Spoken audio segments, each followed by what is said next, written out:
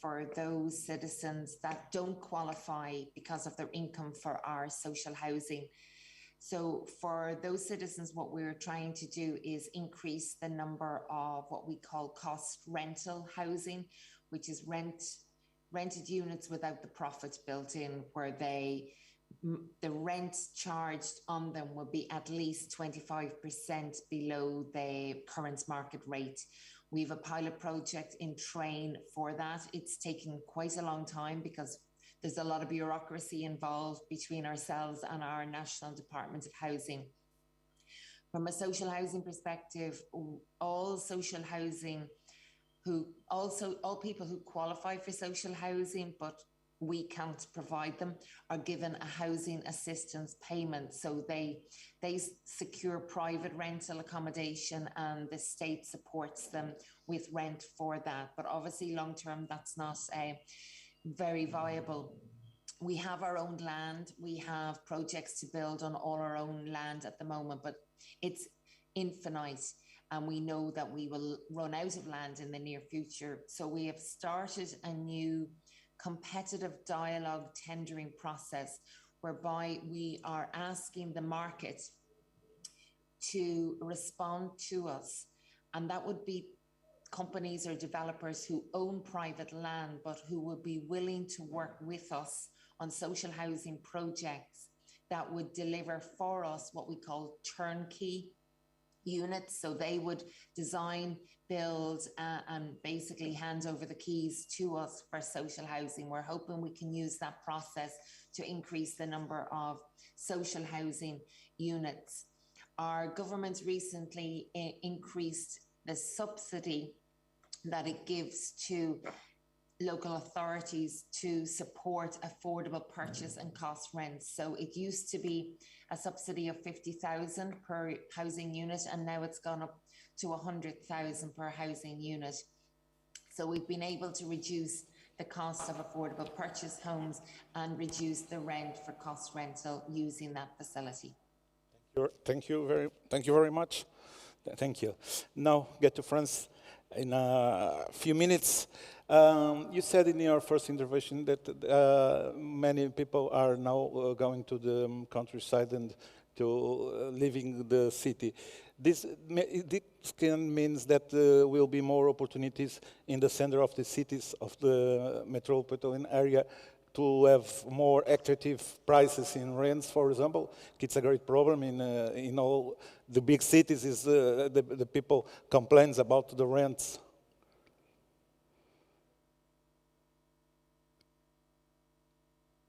Are my questions? Okay. Okay, you are listening me? The question is raised to Toulouse, am I right? Yes, the question is about, you said in your first intervention that are many people going out of the city. So can it mean that in the city will be more house to rent and the prices can approach the rational prices or accessible prices, and you can capture young people more?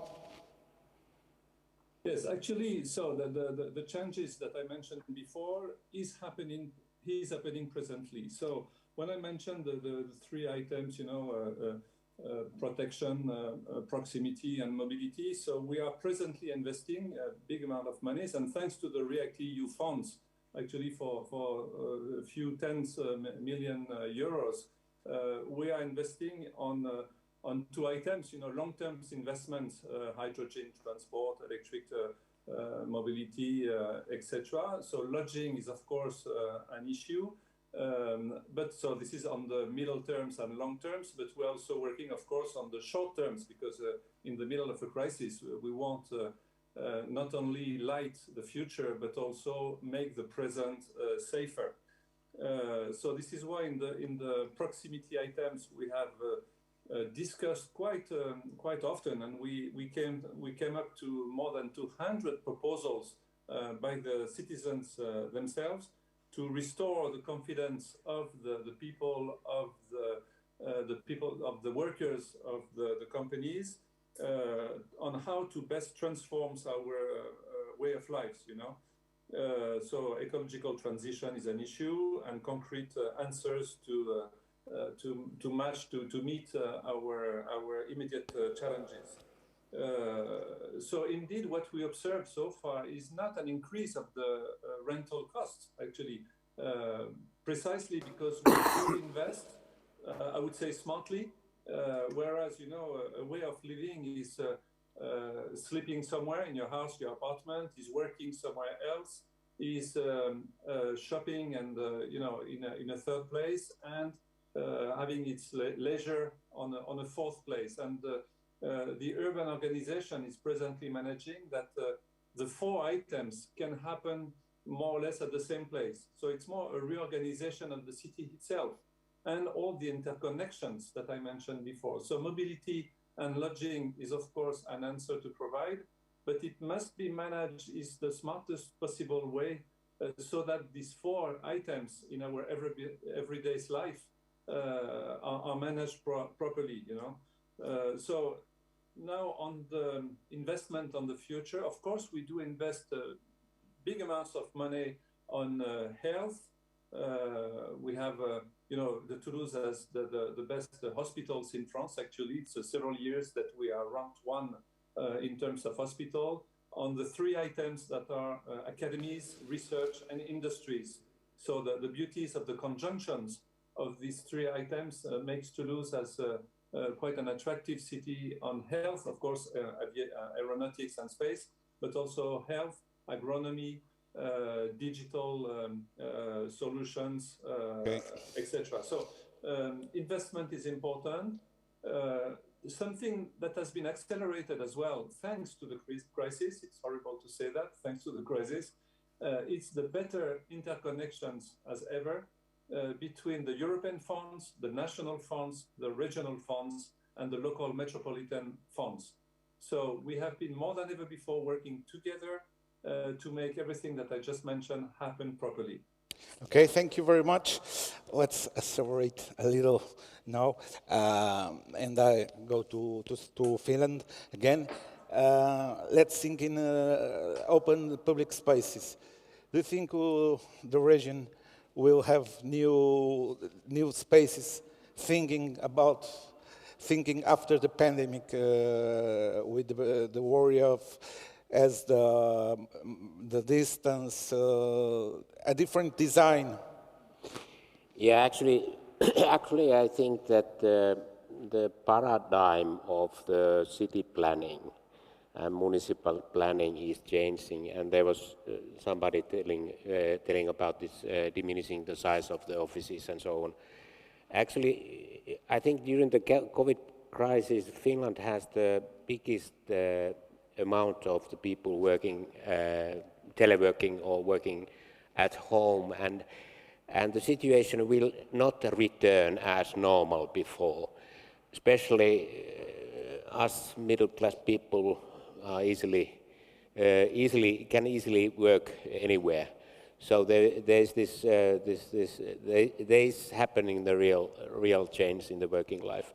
Not to all, not the people who are taking care of other people, but for middle classes and those who are working in these kind of professions.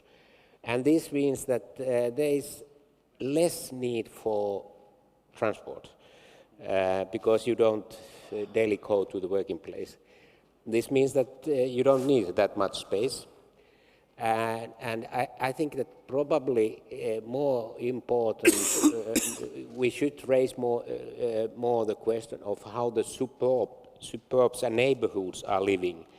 And is it so that the business from the city center is moving to the places where the people are during the day? Mm-hmm. I mean, previously it was mainly pensionists and alcoholists and some others, we call them daily people, who were fulfilling the suburb. But now you have the middle class people running after lunch and all this stuff. So this will necessarily change the structure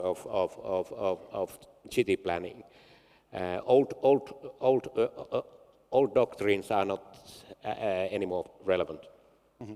And Bratislava, about Bratislava, how the experience of pandemic crisis can help you to make a different city, thinking differently the new spaces? Do you think it will be happen? I think the pandemic taught us several important lessons. What we are finding out is that the way how some companies and some governmental institutions can function is not necessarily dependent on the physical attendance of people to work, which actually made some of the city planning and the private developers retransform the administration and office buildings, and they are now turning them into housing buildings. Of course, this poses cost challenges, but the prices of the real estate market in Bratislava and the whole area are actually going dramatically up. You know, 10 years ago, you would only pay 3,500 euros for a square meter in Bratislava for a beautiful new built apartment. Now you have the old, I would say not very beautiful communist blocks of apartments where 3,500 euros is a normal price. Some of the nicest buildings in Bratislava you end up paying 7,000 or 8,000 euros per month, which was absolutely unimaginable 10 years ago. So COVID actually also changes the demand for transportation, and people somehow figured out that this is not something which just came here for 6 months and we will be okay. Unfortunately, I don't want to be the devil's advocate, but it looks like this pandemic will be coming back in some shape or form for the time to come. And of course, we need to think about it. We need to find creative ways how to fight it. And unfortunately, for example, at the moment with the third wave and the Delta variety, our hospitals are at the top of their capacity already. And the only good luck for Bratislava is that we have a 75+ % of vaccinated people. In some areas of Slovakia, it's still below 40. Okay, Amsterdam, and quickly question, Amsterdam and the surrounding cities, about the other cities around Amsterdam, neighbor cities, well known as have lots of public parks, where the child, where the pensionists, where all the people likes to walk and to have the open air. It'll be different, this kind of spaces in the future, because what we learn in the pandemic crisis. Do you think, when you think in build a new park, you will think to build it on a different way than before the pandemic? I think the parks and other natural environments have gained value during the pandemic. People have come to see that, come to realize that how much they value those areas. I think they underestimated it beforehand, but now when they were working from home, how many times have you gone out and have a walk? And you do it more often during the pandemic, and people start to see how valuable the environment then is. So I think we won't change them, but we will make more of them and make them bigger, because people have been underestimating its value, and now they won't anymore. I'm convinced of that. Okay, thank you. Thank you very much. We are almost at the end, but I have also questions to our guests, and if I don't miss the paper, will be better. But we have here representatives also in the row. Okay, it's just I'll try to do my best and say their names. From Prague. Where is Prague? Okay, Mr. Jiří Snež. Okay, it's okay. Almost. We are here very experienced, very brands.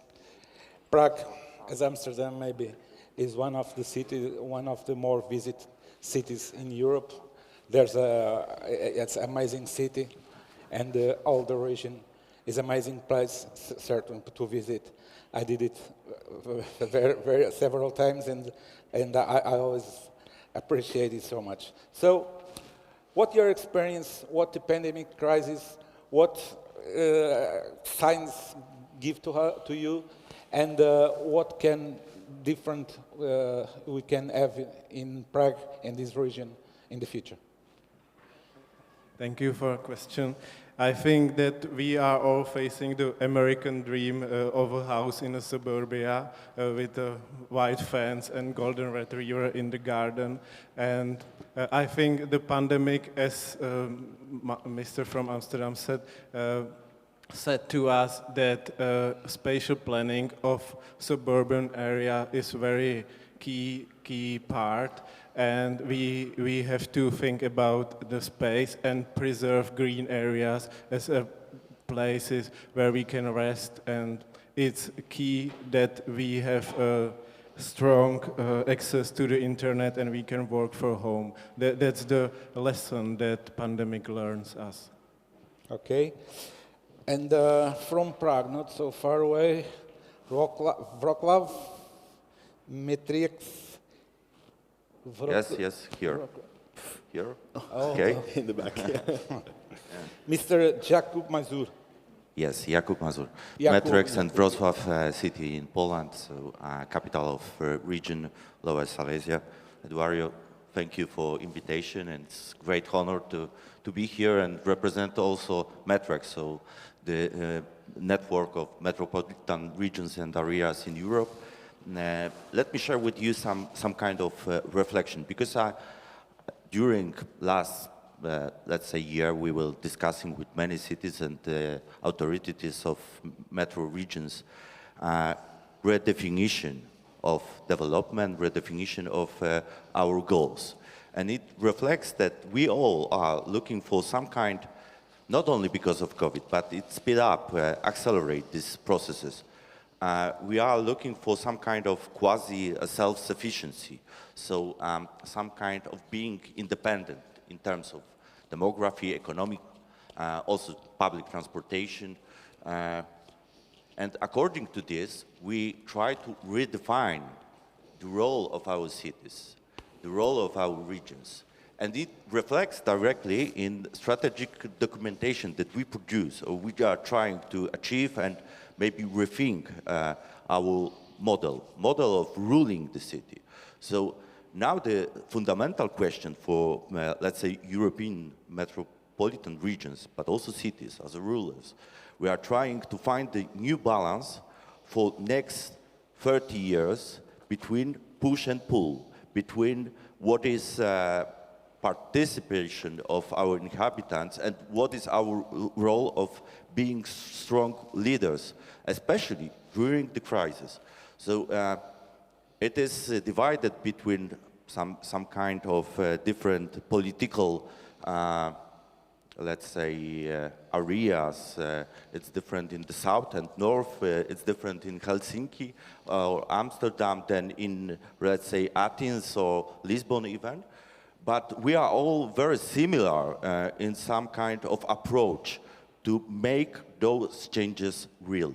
As a Matrix, we announced mission statement a month ago during the European Weeks of Regions. So we are trying to put, let's say, those policies or those new approaches into actions. So it's not only about looking for best practices and networking between cities and metro regions, but also about asking fundamental questions. And we are doing this together with Bratislava, Amsterdam, Helsinki, Dublin, and Toulouse as well. Thank you. Thank you very much.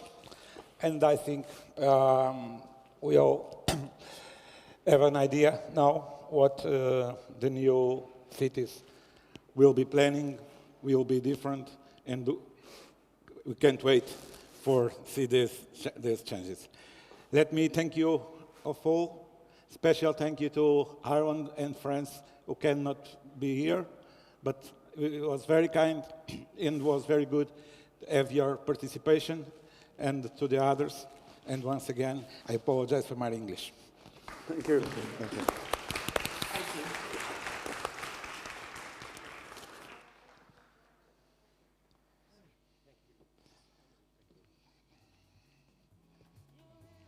Next time.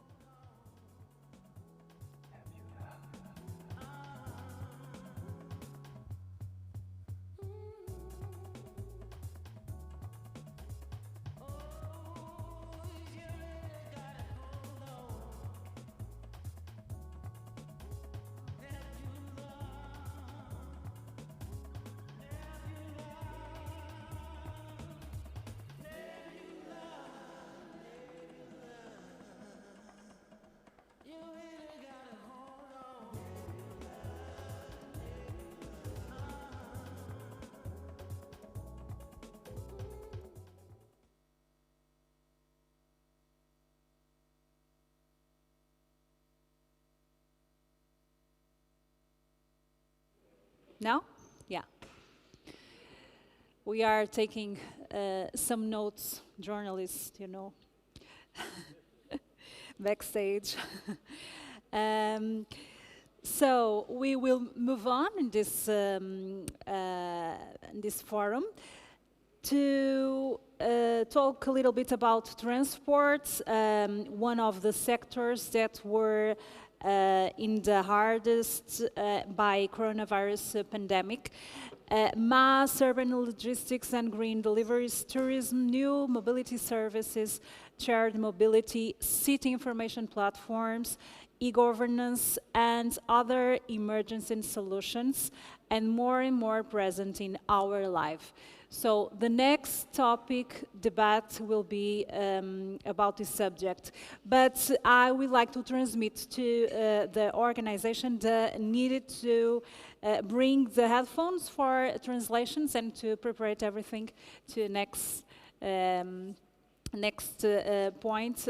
We will have a lunch after this next next debate, and the lunch will be served soon in the lower floor. So I think everyone will pay attention to this because of the hour, of course, and because here we eat very well. I think you know. And I would like to share with you some kind of typical gastronomic dishes, like trip eaters. Do you know what is this? That's why we call here in Porto to the citizens from Porto, Portuenses, but more colloquial, tripeiros. And the legend is that in time of Portuguese maritime discoveries, the people from Porto will offer their supply of meat to ships, keeping all the remains, and that is the trip. So this is why they became known as trip eaters, a word that stands for that noble gesture of the people offering all they had to support expeditions. The legend also gave origin to the Porto's most traditional dishes, called tripas, à moda do Porto, Port-style trip. This is not the same thing saying in English, said in English, but it's okay. So before I give you some notes about other typical things here, I would like to ask to some new people to be here now, to the panel speakers. Frederico Rosa, Vice President of Lisbon Metropolitan Area. He will be part of next debate. And Roger Rieberg, the County Mayor of Viken, Oslo. So I need you here in the stage because we need to prepare everything to speak, yes. And Omar Al-Rawi, Member of Regional Parliament and the City Council of Vienna. And also Hélène Dromen, the Vice Hélène Dromen. Je crois que c'est comme ça. the Vice President of European and International Cooperation and Tourism of Lyon Métropole. And to moderate, the moderation is in the hand of a colleague of me from Jornal Público, journal named Público. Abel Coentrão takes my place here on the stage, so I think you are all prepared. Hello. I want to present everyone here to a new debate, as I said, from this new subject as oh my God, where am I? Okay, here. This is the green and smart mobility. There is no turning back, and I think it's a good start, because we are all assisting COP in Glasgow, and I think it's a good point to listen all to you here today. Thank you so much. Hello, everyone. Are you listening correctly? I hope. My name is Abel Coentrão. I'm from Público, Portuguese national-wide newspaper. Our panel discussion, as it has been said, is about green and smart mobility, with this idea at the end that there is no turning back. We all know that transport, and let me say not only transport, but mobility in general, was one of the parts of our life, not a sector, but a part of our life, that has been hit the hardest in this last year and a half pandemic. We have seen lots of changes happening before that, with mobility as a service, urban logistics, green deliveries, tourism, more in other countries than in Portugal, let me say. And let me share my experience in 2 minutes with you. When I started working at Público almost 20 years ago, I was asked to write about transportation. The metro project was being built in Portugal, in Porto and Àrea and other cities. And I started as a transport journalist. With life, I became aware that mobility is not about transport. Transport is only a part of mobility. And as a person with a physical disability, I always had this different sense of urban space. I live in the urban area, in a city nearby. I used to commute every day to Porto to work. I'm not commuting anymore. I've been working from home since March last year. I am coming back slowly, 1 day per week. This is my daily journey to Porto of this week. It's the only day I've been in Porto this week. And that really changed my life and the life of many of my colleagues. We are living more the places where we have our houses. I buy nearby in the local markets.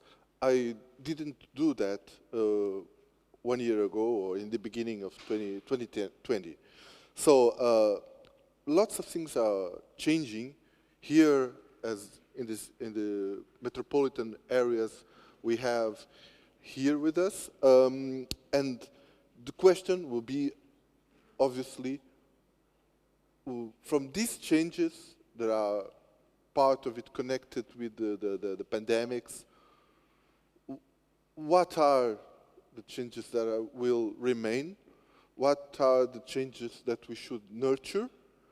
And what are the changes that we should avoid? Okay? Because there was a question, a general question, if we can find a way out of the crisis. No, the question is not that. We must find a way. The question is, what is the way out of the crisis?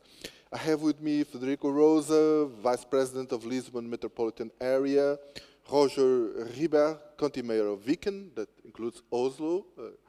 Hélène Dromain,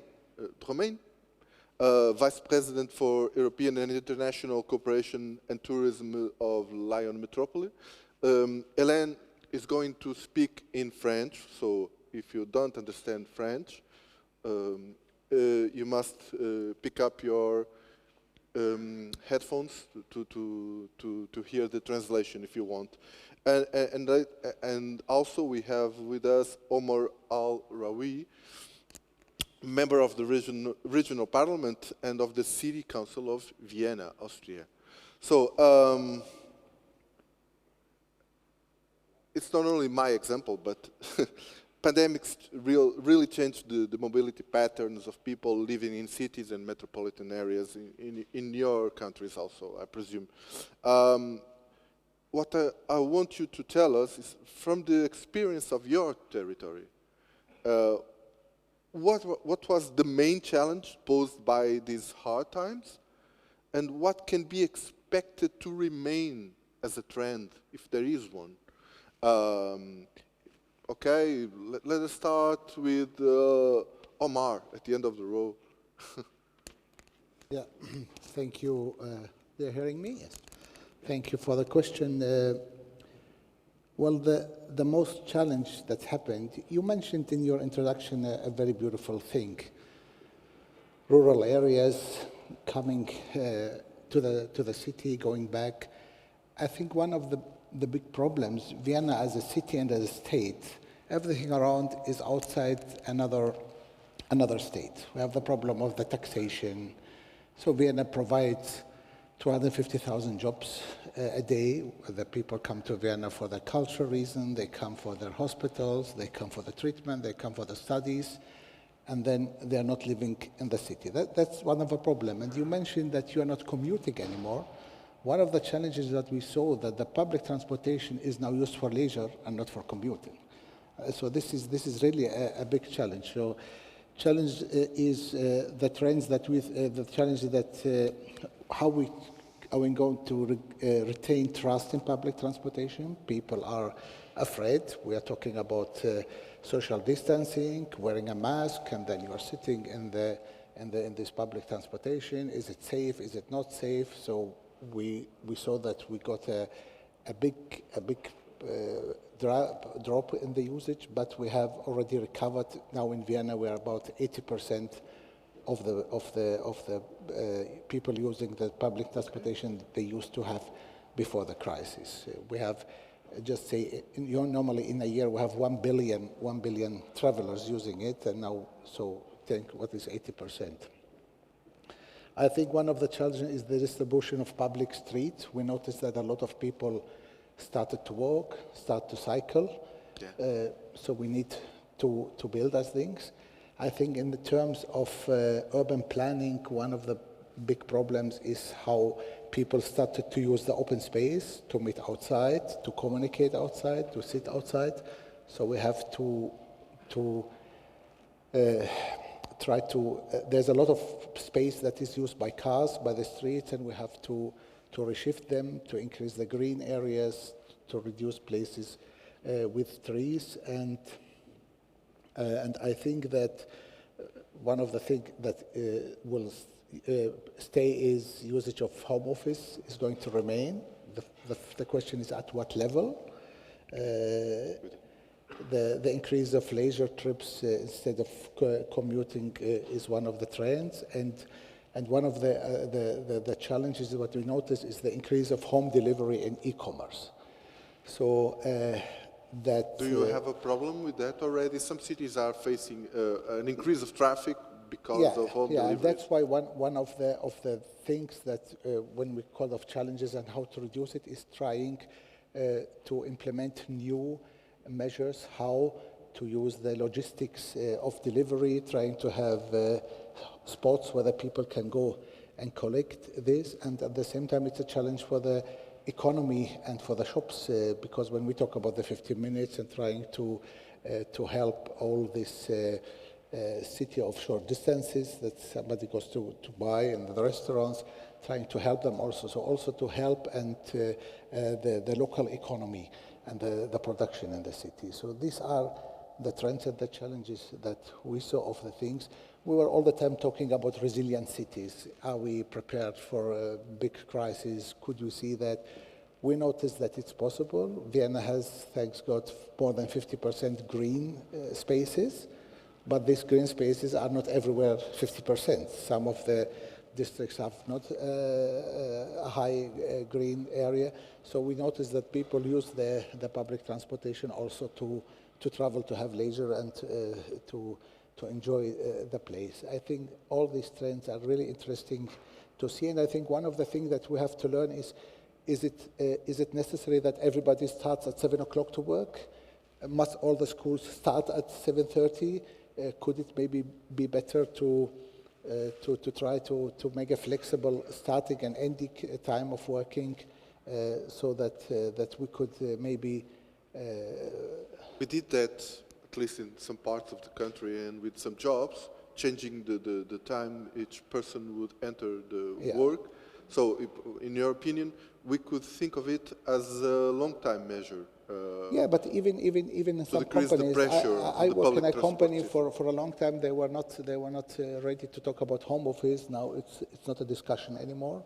They were not ready to talk about flexible working time. It's not a question anymore.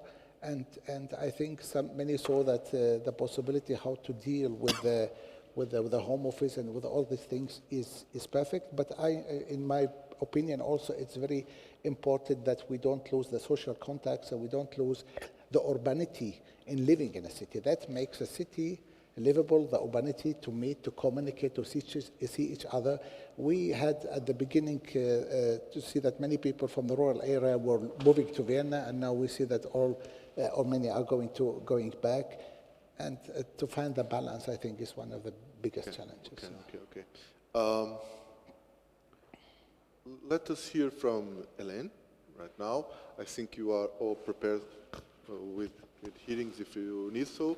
Hélène, I was giving you the word first, but I wanted them to prepare themselves. So can you tell us, the same question for you, are there any new trends in your region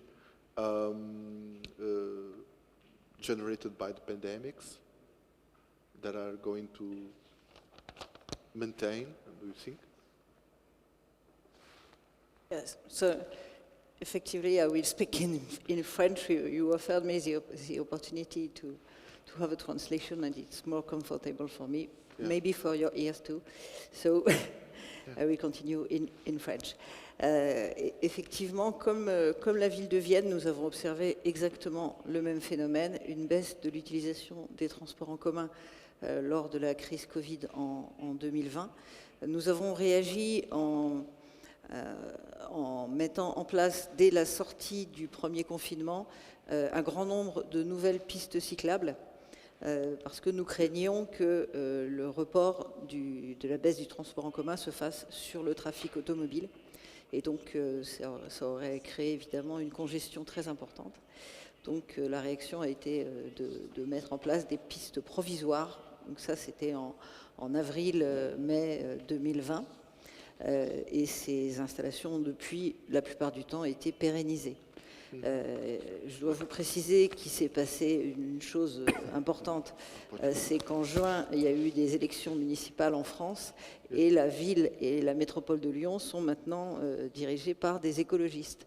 Et comme c'est une collectivité très importante, la plus importante de France, nous sommes observés, notamment sur ces sujets-là, bien sûr. Oui. Donc nous avons bien sûr travaillé à notre politique globale par rapport au transport en commun. Nous avons doublé le budget de l'autorité, enfin de l'organisme de transport en commun. Nous avons mis en route 3 projets de nouveaux tramways qui vont sortir dans quelques mois. Nous avons un projet de transport par câble qui fait beaucoup parler de lui. Et nous avons aussi mis à la concertation 4 lignes de métro un choix entre 4 lignes de métro, on n'en fera sans doute pas 4. Donc au niveau du transport en commun, il y a un objectif très important de développement pour maintenir au moins la part modale qui était celle précédant le confinement. De la même façon, nous avons cherché à accompagner le mouvement, par exemple par rapport aux abonnements. Un des risques, c'était que les personnes ne reprennent pas les abonnements au transport en commun. Donc nous avons introduit de la souplesse en remboursant les abonnements de certains aux personnes qui le demandaient pour ne pas freiner le retour des abonnements sur les transports en commun. Il y a d'autres exemples. Bon. Merci.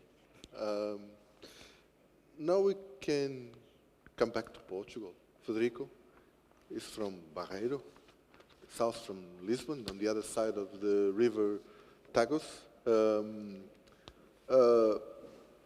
Barreiro is different from the rest of the Lisbon metropolitan area, but I was speaking in behalf of it. So, for your experience, your regional, local and regional experience, new trends, please tell us. Hi everyone, it's a pleasure to be here. It's always a pleasure to speak before lunch. Yeah. I will keep it short. So, 3 main ideas.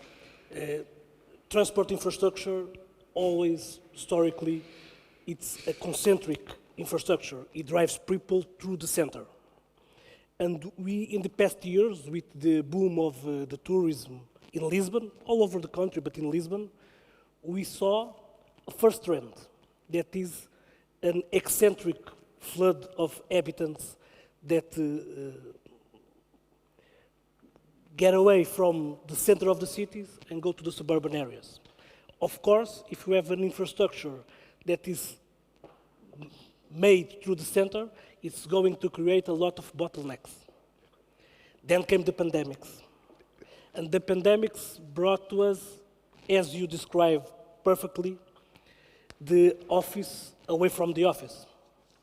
So now, and we don't forget, and you stress it beautifully, we are evangelic about public transportation, come the pandemics, and we say, stay away from each other. And the main thing of public transportation, and if I get the chance, I'm going to talk about to be affordable, and the Lisbon Metropolitan area with the new pass, Navigante, made a huge step. I think it was an historical step. And you had rising to numbers. Bring the price down and put with one card people that can go all around the metropolitan area for 40 euros. 40 euros. But we did that on the 1st of April of 19. It was April's Fool, but it was true. But then with the pandemics, we told people that you have to stay away from each other. Now we have the new normal with the office outside of the office, with people, as it was said in the panel before, valuing the exterior, the little parks, the little green areas, the balconies in their housing, valuing that, valuing what we used to say. It is a big word, but we now can put more meaning into it, valuing quality of life. Neighborhood also. Neighborhood, the 15-minute city. Less time on public transportations, more time for the work-life balance. We heard from it a lot. I think we are now in Lisbon did also an historic step that is going. It was the increase of the bus network all over, trying to deconstruct this concentric view of the transportation towards the center, but to interconnect the cities between themselves. We hope in the 2022 to start the operation. The public tender already has been made. We have stressing points. I always talk about, usually when we talk about transports, we talk about customers, the data, or what is nowadays we call it the mobility as a service. We talk about the operators. We must talk also about the driving force, the laborers, the drivers. In Portugal, we need to have them made a career. Public transportations, public drivers that work, for instance, my city, Barreiro, has public transportations for 64 years. They are on the bottom of the hierarchy. They are, as we call it, operational assistants. And they have to have careers, because this is going to be a stress in the system. So, trends, and to finish, trends, I think public transportation, the intermodality of the transportations, data that we can put together, and Lisbon, the metropolitan area, is doing a fantastic job in this area, is going to be key. But we need to put, again, the reliability, the confidence, not just in transportation, but in all the society, that this is the small steps that we need to take to bring not only the metropolitan areas to go more sustainable, but also the small communities around the metropolitan areas that make the metropolitan areas to communicate with each other, to create value, added value with each other, and to grow sustainable. Because cities, we know people are trending toward the cities. A lot of the issues that we're talking about here are, everyone feels in the metropolitan areas, and you need to address it, you need to tackle, and I think this is going to be a step. Fortunately, the metropolitan area, on those two things, increase of network and mobility as a service, has done a fantastic job and are prepared, I think, to face the new normal, or at least as we can perceive it right away. So let's go to Norway. Viken? Yes? I don't know the region, but relating to Oslo, for what I understand, you have, for example, very good numbers in cycling. Though you are a city in the north, a cold city, you know, in Portugal we think we don't have the right climate to cycle. I don't know why. I do it every day in the last 4 years, and the weather is reliable. So I don't know what changed in your region. Did people cycle more than they used to? Tell us, please. Thank you, sir. First of all, I would like to thank the hosts here for inviting us from up north to take part in this very important conference, and we will tell you about our experiences in these hard times. And of course, Norwegians are cycling quite a lot, and also walking in the mountains all the time, together with foreigners. And last night I experienced that you import so much cod from Norway, which you eat every 3, 4, 5 days a week. Yeah. And eating cod. 6 days. The other day we eating meat. Eating cod and cycling and go for walking in the mountains is perfect match. So I don't know why you cycle so little. So the other guys, I do, and I eat cod. Both are very healthy. Cod from up north and cycling is healthy. I agree. Yes, from our experiences, I would like to tell you what has happened in our region. This region is now new. It's the biggest region in Norway. When we are situated around Oslo, we are together Oslo, we cover about almost 1/3 of Norwegian inhabitants. Yeah. And I think that I believe also that it will come as no surprise for anyone that our main challenge has been and is the loss of income due to reduced number of passengers in the public transport, and that is very crucial for us. At the moment, the numbers are 80% of the level we had in 2019. Similar to Porto, I think. 80%. In the public transport. On the other hand, car use is now back at the same level as before the pandemic. The same level? Yeah. Okay. So some of the losses in income in the public transport has been compensated by the national level, but not enough. Yeah. So even this now is my own government. People from my party is running the government. They have not paid us enough to compensate for all this. So we are eager to tell the national politics that we want even more, and they had to compensate it because when we're looking into the budgets, this is very crucial. Yeah, and the Oslo and the Viken region, we own the public transport together, and we operate in the whole Oslo area. And due to the lack of full compensation from national level, both Oslo and Viken have spent own funds to keep this company going. Okay.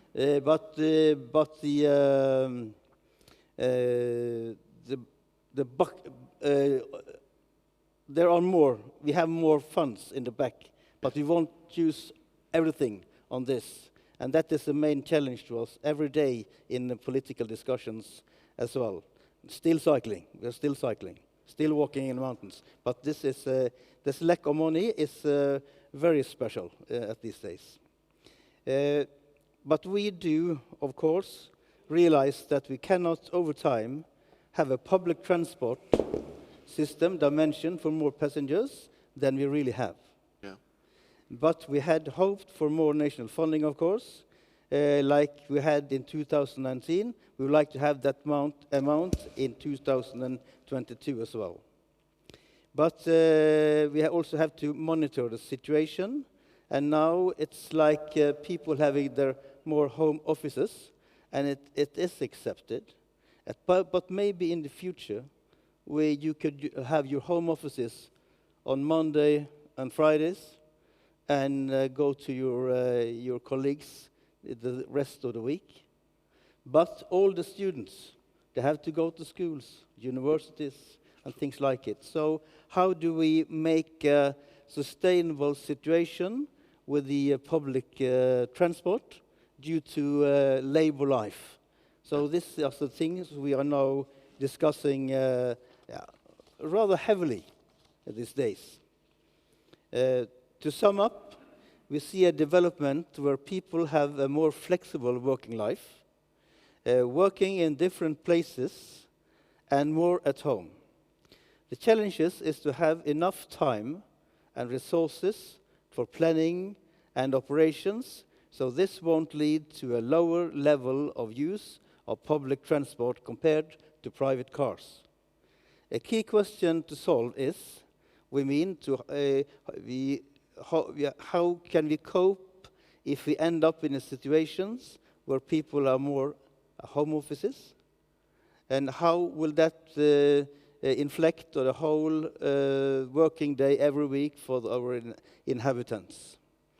We can find ourselves in a situation that we need a public transport system prepared for the amount of commuters we had before 2020 for 3 days a week. That's a big challenge, but we're working on it every day. Yeah. Thank you. So far. Yeah. My next question was really about this chrono-urbanism concept developed by, he gave it a name, but the concept really has 100 years already, the vicinity unit concept. Now it's called the 15-minute city. You could call it 10-minute, 5-minute, 20-minute. But you all have addressed it a little bit. You have all described this situation where people really are, part of it at least, working from home. So we need to rethink the role of these urban or peripheral areas around the center of the metropolitan areas, and maybe changing the services they provide to make them also livable cities. I don't know what happened in your countries, but in our country, we had this tendency to invest in the center of the metropolitan areas or in the center of the cities. But now we see that people are spending more time in their homes that are not always in the center of the city of the metropolitan areas. Should we take money from public transportation, for example, or other areas to rebuild, reshape those places? Do you think so? I can start with Hélène now. Can you tell us, Hélène, are you thinking about taking money from the public transportation system or other areas and use it to give value, to reshape those small places, small villages or small towns in the metropolitan area? Do you think it's needed in the next years? Alors, on ne va pas réduire les budgets des transports en commun, au contraire, on a augmenté. Donc,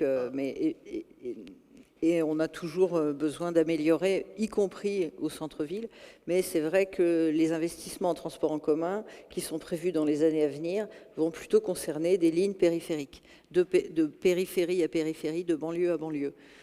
Parce que, comme beaucoup de villes, on était organisé de manière en étoile, hein, de manière centralisée.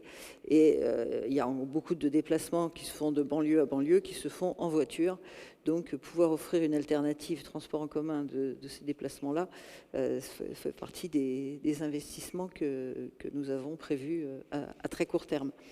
Mais il faut aussi être vigilant à un point qui a été évoqué aussi tout à l'heure, c'est à ne pas augmenter l'étalement urbain avec cette politique. Plus on améliore les transports en dehors du centre, plus on risque d'envoyer les gens habiter encore et encore plus loin.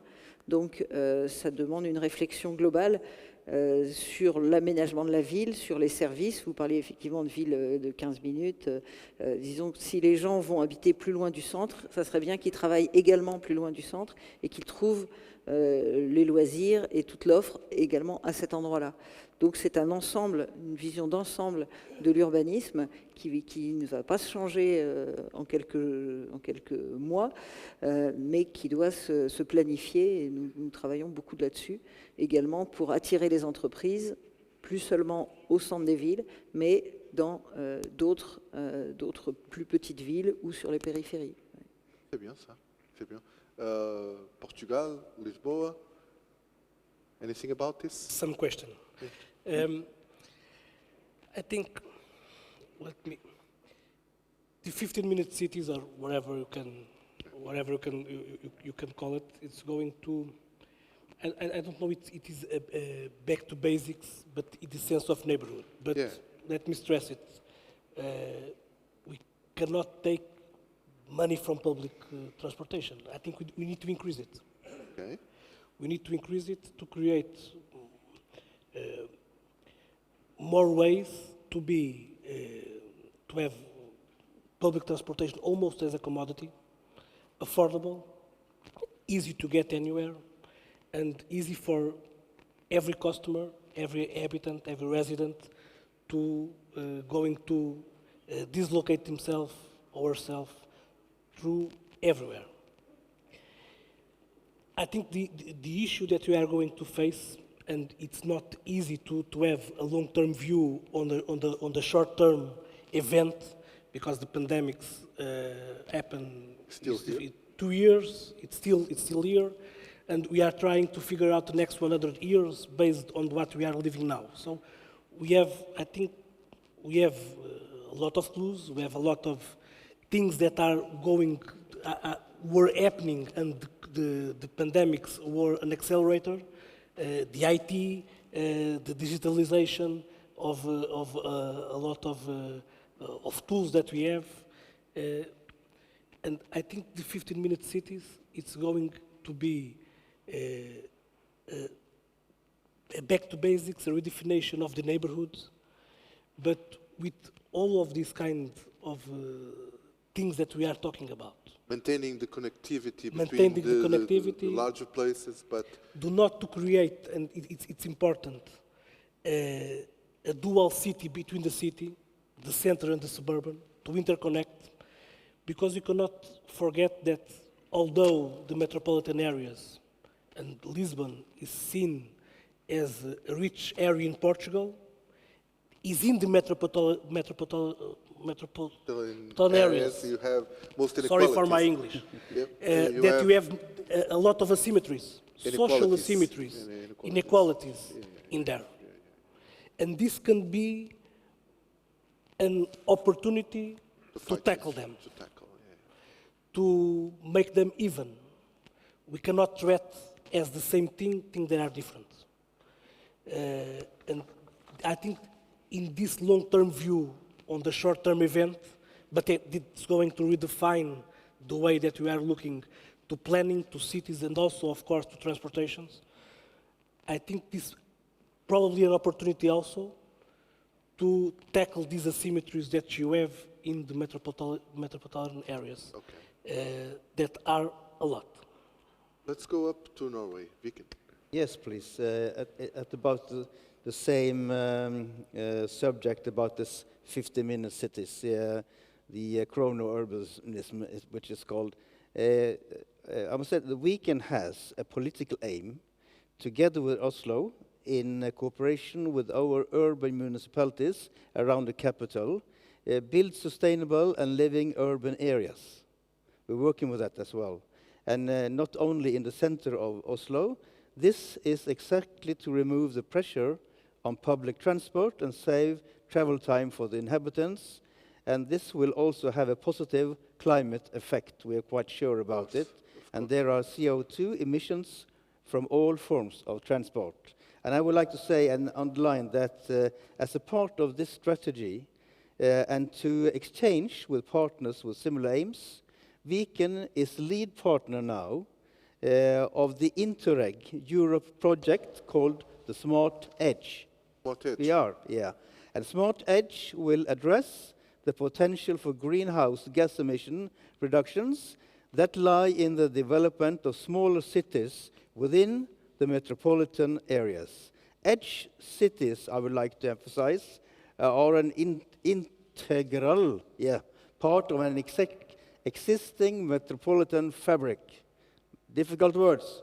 Existing metropolitan fabric, and may be laboratories for smart, green, economic solutions, and have the opportunity to play a crucial role. We will take part in that one and lead this in this role, together with maybe quite a few of you as well, in the same, which are in the same situation, work together, and this will be a very prosperous into the future, we think. Thank you.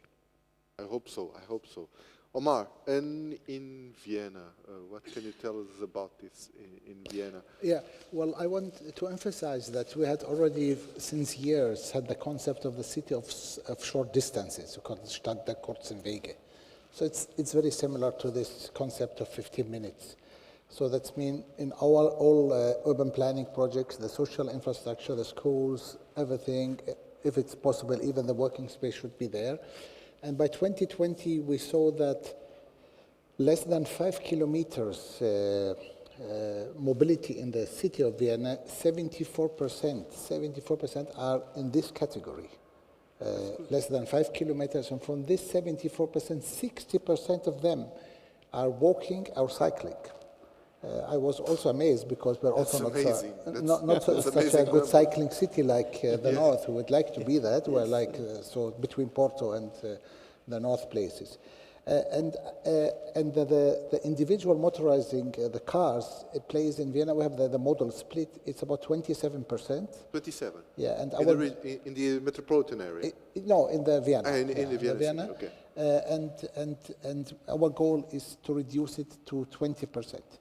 We are an enlarging city. The city is growing. And if we keep the 27% by growing, then you will be more. And if you want to decarbonize, then we have to lower the individual car movement. That's why there is no way of cutting investment, as you said, in other way. This is important. I was being... I know, but I want to say that's why we are now building a new metro line. We have the €365 ticket a year. That's €1 per day. using it, and that's not a choice. But, and this is the thing that maybe we installed 3 years ago a new concept of the so-called polycentrical city. We have not the challenge now in the metropole, but in the city of Vienna you have also the district. And years ago, everybody, when he wants to enjoy the evening or when he wants to work, he has to go to the center of the city. So we said we want to implement a lot of attractive centrals within the city and try even for cultural reasons, for working. We stopped to build shopping malls, try to attract the city as an urban place. Stop building shopping malls. Yeah. That's a message.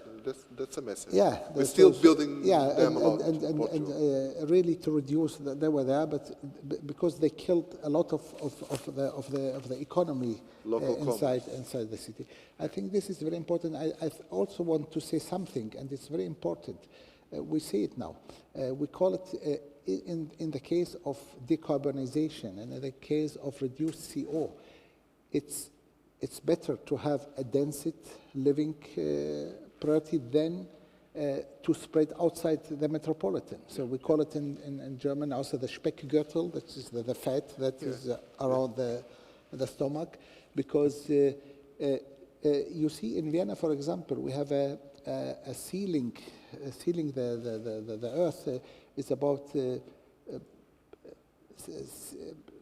6 meters per inhabitant, and if you go outside, then you know if you have only your house and your garden, so you use a lot of landscape for a building, but building density housing project in a city could spare a lot of green side. It's easier for the garbage to take. It's easier for the water, for the electricity, all the supplies. Everything. Even you can spare a lot of money if you have. So it's not really an answer. Of course, if a city once doesn't have room anymore, you have to export your housing projects. But this is not really our tension. We want that people who lives in Vienna could afford to live in Vienna, and everybody who wants to live in Vienna could also live in Vienna. Of course, a city that is increasing will have a challenge, and we are increasing. The last year is about 25,000 a year. Now it's reduced. Now we're about 14,000. These are challenges, but I talked yesterday. It's a much beautiful challenge to work with an increasing city than the challenge of a declining city, where everything is closed. You see in some capitals, even in Lisbon, if you go in the central, you see then some houses, nobody is there inside. So in some villages in Austria, you don't have enough children to go to school. The only restaurant in the things is closing. So you don't have a swimming. Aging is a problem. So aging society. So these are, I think, the thing that we want to reduce the car usage. That's why we go in car sharing, multi mobility. So we're producing a card next year that it's not only using the public transportation, but also sharing cars and public cycling and all these things. And I think it is very important, and you mentioned the situation of health. We should reach the challenge to tell the people it's a kind of lifestyle. It's modern and hip to cycle, to walk. You're young, it's beautiful, it's a new feeling. It's good. You just not only cycle because you're a poor guy and you can't afford. Yeah, you can't afford a car. It's pleasant. Yeah, it's pleasant. We have to tell another story about mobility. Yeah. Taking your answer, because I had this third question, but we don't have much time. But I will let you say in 1 minute if you want. Each one you have answered already. In your metropolitan areas, do you foresee a future, let's imagine, with the same amount of car use being in the cars electric as they are in Norway, most of them now, the new ones? Or do you really think that anything that you can plan in the future must rely with the idea of fewer cars and other ways of transporting people in your places. Well, Vienna already told us that they are trying Vienna, to lower. we have in terms of electric cars, only 13% of our new cells are electric. It's very little, but the public transportation is more than 70% electric. So we have a very high electricity. But my question is not about being electric or carbon fuel moved. Can we have the same amount of cars in public space, occupying public space in your metropolitan areas, or we must reduce it also, independent of the kind of fuel or power they use? Please. In our area, we are very happy that now about 60% of new selling of cars now this year is 60% amount of old cars. Yeah. But the problems with electric cars, it takes the same space than all these fuel cars. So we are back on the same track. Yeah. But if we can promote this folk health question about walking, about cycling, I could like to say that this winter, lots of people are cycling in winter as well, in the snow, and we provide the inhabitants with free winter tires on the cycles. Winter yes, tires? we do. You are offering It's a small tires? project, but it's very spectacular, but it works. Thank you. That was very short. Yeah, that's a very good answer. Winter tires, we don't need them in Portugal. With the summer tires, we can do it. Hélène? I didn't know that there is winter. Can you say something about this space for cars in the city? Effectivement, on doit réduire la place des voitures électriques ou pas électriques. Je ne veux pas rentrer dans un débat là-dessus. Sur la voiture électrique, est-elle vraiment plus écologique que la voiture thermique? Je pense que tout dépend de la façon dont l'électricité est produite. Donc de toute façon, ne serait-ce que pour une question d'espace, il faut réduire la place de la voiture. Aujourd'hui, si je prends l'exemple de Lyon, la voiture, c'est à peu près 40% des trajets et c'est 60% de l'espace. Donc il faut absolument rééquilibrer ça et ça passe par toutes les alternatives qui ont été évoquées. Nous, on veut multiplier par 4 l'usage du vélo, maintenir l'usage du transport en commun, développer la marche à pied et au-delà de la question de l'espace et de l'air, il y a aussi les questions de sécurité et de qualité de vie. Je crois que tous les centres-villes qui ont été débarrassés des voitures sont aujourd'hui appréciés des habitants. Mais il faut aussi passer au-delà de la première réticence, et vous avez dû tous aussi connaître ça. C'est un combat quotidien de réduire cette place, parce que l'automobile reste affectivement très importante pour beaucoup de monde encore. Et ça va peut-être changer avec les jeunes générations. Mais toujours les jeunes. Et in Lisboa, at Lisbon? It's exactly like they said. It's the electric car or whatever technology occupies the same space, but with new kinds of mobility. Some are bigger. Some are bigger. Some are bigger than. But public transportation, biking, new kinds of mobility, the integration of all kinds of mobility, and I think that is going to be the answer, because it's one question that we always have to ask ourselves. You build cities for people, or you build cities for cars? Yeah. But it's not an easy answer, because we cannot put the car away.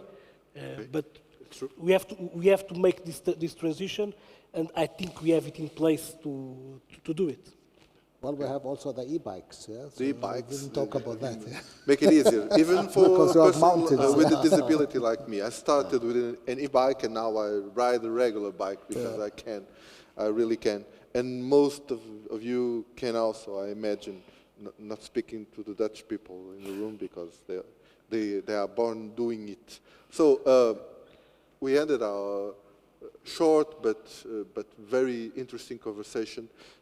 Just to resume some of the ideas, I should say that you are trying all to make an effort to make it more pleasant, not only to live, but also to move around your cities and metropolitan areas. And that's an issue that we haven't been tackling very well in the last decades.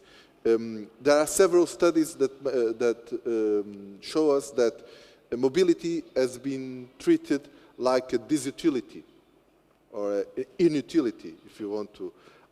And now there is a trend, when we talk about walking and even cycling, to understand it as a huge utility, because you can have pleasure doing that. It's not time you spend running from your place to your work or to your school, but it can be a good time, a pleasant time in your day. And you are trying to do that. So, and the message is clear. What can we do to make those 15 minutes, 20 minutes, even half an hour or more, a pleasant time to spend in each day of our lives? Thank you all. It was nice to meet you.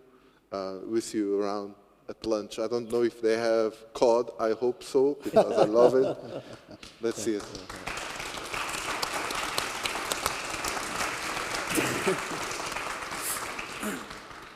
Thank you.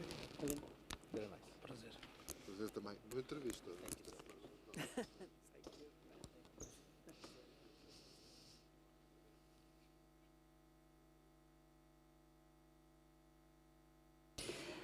The morning part is finished, and now I invite you all to lunch.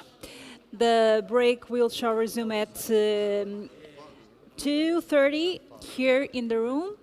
So I'll say to you, good lunch, have a good lunch. And I remember the lunch will be served soon on the lower floor. Thank you so much.